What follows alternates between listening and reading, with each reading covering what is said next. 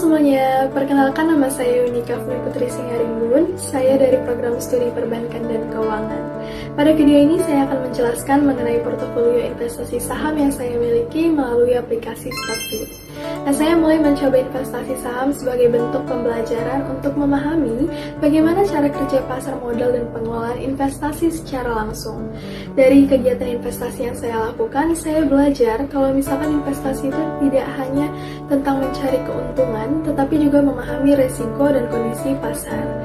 Portofolio saham yang saya miliki itu terdiri dari 4 saham. Yang pertama ada LSIP, kemudian Akra, BNPR, dan juga Bumi.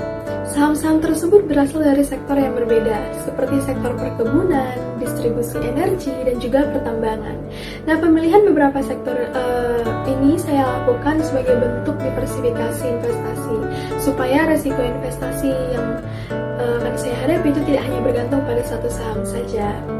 Kemudian berdasarkan data portofolio yang saya miliki juga, total equity investasi berada di sekitar Rp837.000 dengan kumulatif return sebesar minus 17,16%. Yang mana artinya selama periode investasi saya berlangsung, portofolio saya masih mengalami kerugian.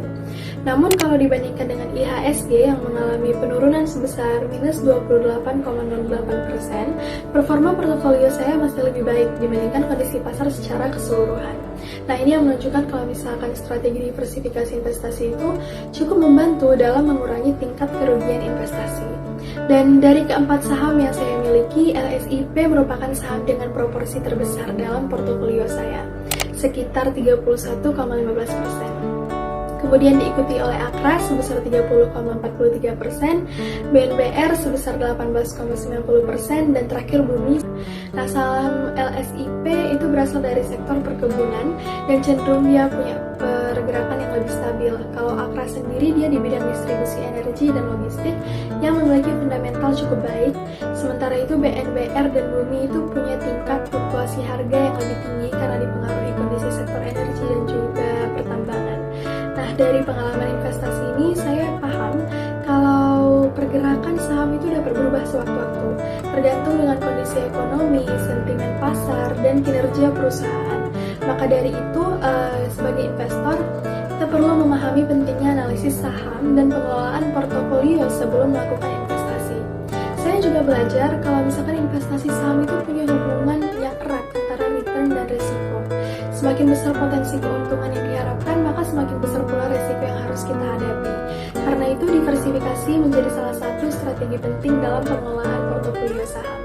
Nah, untuk kesimpulannya sendiri, investasi saham itu dapat menjadi sarana pembelajaran yang baik untuk memahami pasar modal dan pengelolaan keuangan.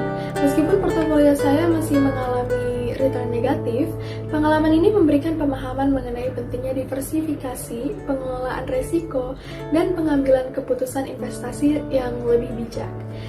Sekian penjelasan dari portofolio saham saya. Terima kasih.